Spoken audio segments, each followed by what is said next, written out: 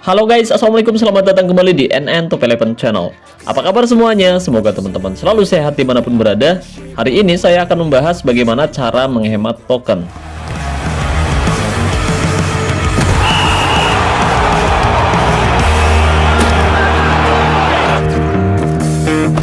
Oke, tapi sebelum kita membahas lebih jauh, buat teman-teman yang kebetulan belum mendukung channel ini, jika berkenan kamu bisa terus mendukung saya dengan cara klik tombol like, subscribe, dan aktifkan juga notifikasinya agar teman-teman selalu tahu update terbaru dari NN Top 11 Channel. Oh iya, dan saya ingatkan lagi buat teman-teman khususnya para sultan yang berencana top up untuk memperkuat timnya di awal musim nanti, saya rekomendasikan teman-teman top up di Instagramnya Kiano Store. Jadi di sana tuh menjual token dengan harga yang lebih murah dan yang pasti amanah. Dan di sana juga bisa unlock sponsor spesial premium atau bisa juga unlock kartu bulanan dengan harga yang lebih terjangkau, guys. Lalu untuk cara top upnya juga mudah, guys. Nanti kamu bisa top up via ID Top 11 atau juga bisa top up via login. Jadi tunggu apa lagi nih? Khusus buat para sultan yang berencana top up untuk memperkuat timnya, top up aja langsung di Instagramnya Kiano Store. Linknya ada pada deskripsi video ini ya guys. Terima kasih. Oke guys, kebetulan sekarang kita sudah berada di hari keempat awal musim, tepatnya di matchday kedua kompetisi liga. Jadi di awal musim seperti ini, saya lihat banyak teman-teman yang panik akibat penurunan kualitas mutu pemainnya, khususnya untuk pemula yang belum memahami cara bermain Top 11. Mereka sudah mulai memperkuat timnya sejak hari pertama awal musim, guys. Bahkan rela menghabiskan banyak token hanya demi memborong pemain dari lelang ataupun dari pemandu bakat agar timnya terlihat kuat. Mereka pikir dengan memborong pemain bintang dari lelang atau dari pemandu bakat itu akan membuat tim mereka kuat dan bisa dengan mudah meraih gelar juara setiap musimnya. Tapi buat sebagian teman-teman khususnya yang sudah berpengalaman justru terlihat santai dan nyaris tidak melakukan banyak perubahan. Mereka justru masih mengandalkan pemain lama di susunan tim intinya, guys. Nah, kira-kira teman-teman ada yang tahu nggak kenapa manajer yang sudah berpengalaman justru santai di setiap awal musim? Kalau tahu coba tinggalkan komentar di bawah video ini dan jelaskan apa alasannya.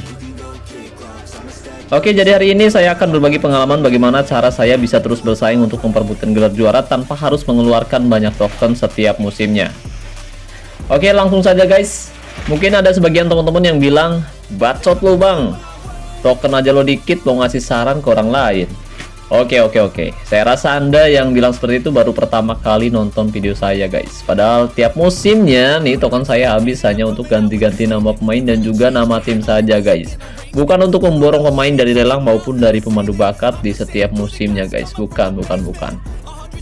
Jadi apa tujuan saya sering mengganti nama pemain dan juga nama klub? Tujuannya menyenangkan viewers. Ya, meskipun gak semua suka, karena yang request hanya segelintir orang saja. Tapi seenggaknya dengan cara itu saya bisa berbagi sedikit kebahagiaan dengan teman-teman yang sering menonton video saya setiap harinya. Itu saja guys. Kemudian ada juga yang bilang, gak mungkin Free Flyer itu bisa punya pemain bintang dan bisa juara. Top 11 itu pay to win, yang bisa juara khusus hanya untuk tim sultan saja. Wah, pemikiran yang keliru guys.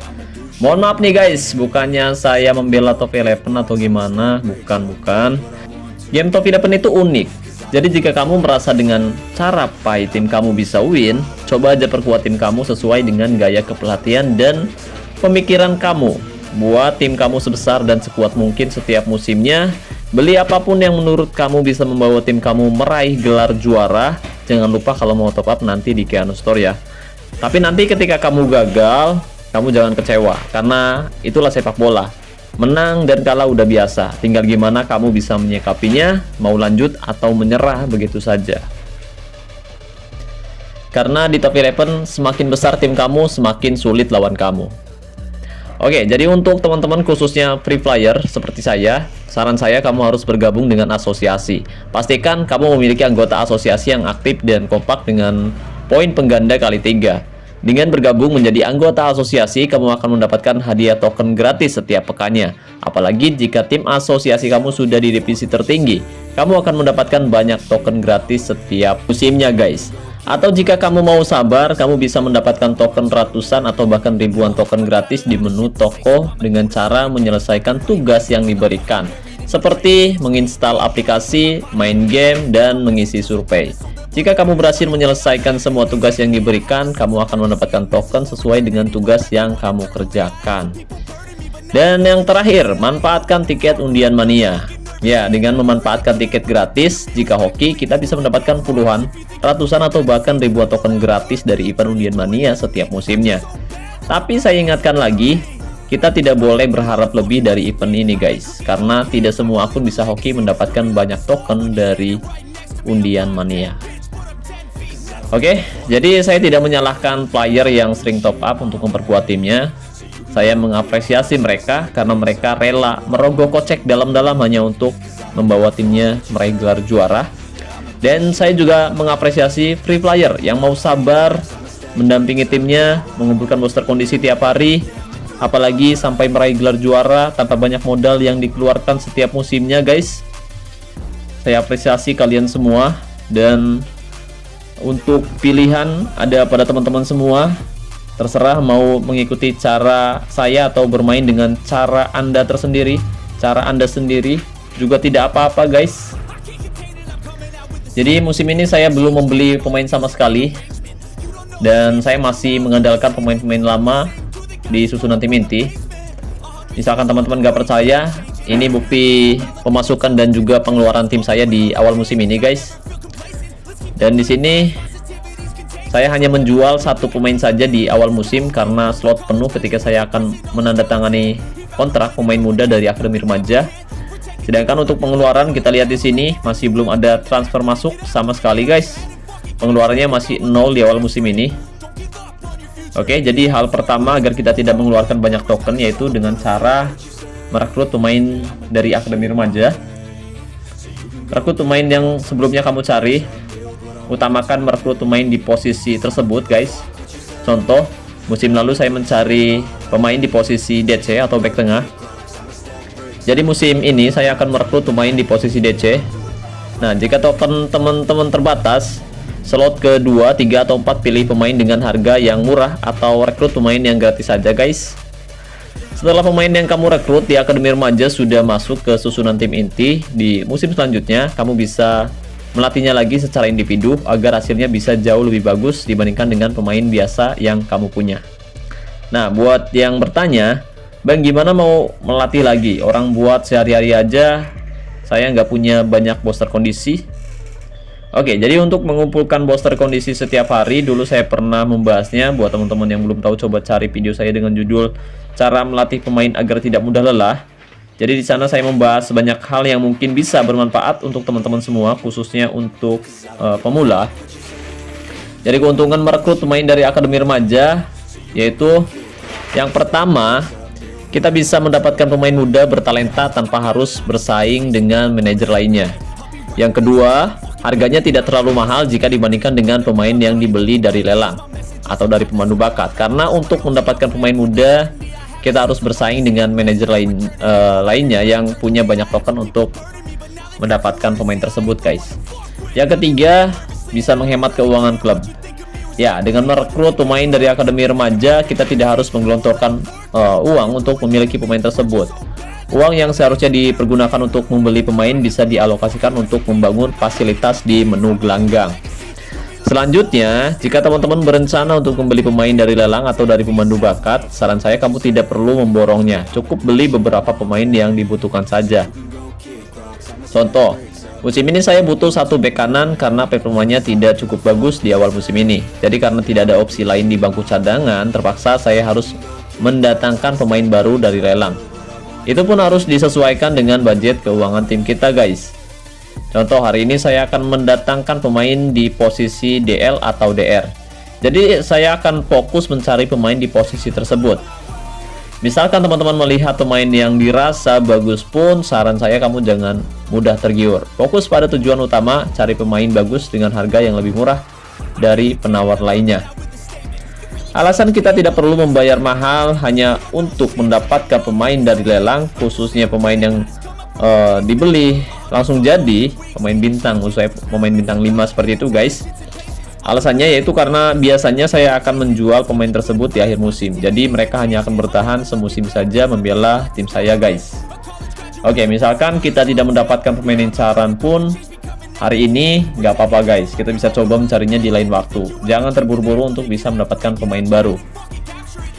Selanjutnya, pemain yang bisa bertahan lama adalah pemain yang kita latih secara individu. Bahkan hampir rata-rata pemain yang saya miliki saat ini adalah pemain didikan sendiri, khususnya di area tengah dan juga area serangan. Sedangkan untuk area pertahanan di sini hanya ada 2 pemain yang dulunya sempat saya latih secara individu, yaitu back tengah dan juga kiper. Lalu untuk posisi back sayap, saya biasanya akan membelinya dari lelang. Jadi semusim saya biasanya maksimal cuma beli 2 pemain saja dari lelang guys. Itu pun saya beli dengan harga yang murah, karena saya hanya membeli pemain tersebut untuk pelengkap saja, bukan untuk jangka panjang ke depannya. Sedangkan untuk pemain yang dulu sempat saya latih secara individu, mereka bisa bertahan sangat lama guys, bahkan bisa sampai pensiun di tim inti saya.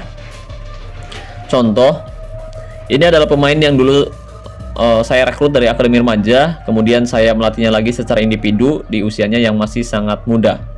Dan saat ini usianya sudah semakin menua, tapi performanya terbilang masih luar biasa dibanding dengan pemain yang punya kualitas di atasnya guys. Tapi sayang sekali, musim ini adalah musim terakhirnya dia membela tim saya guys, karena musim depan dia sudah akan pensiun bermain sepak bola.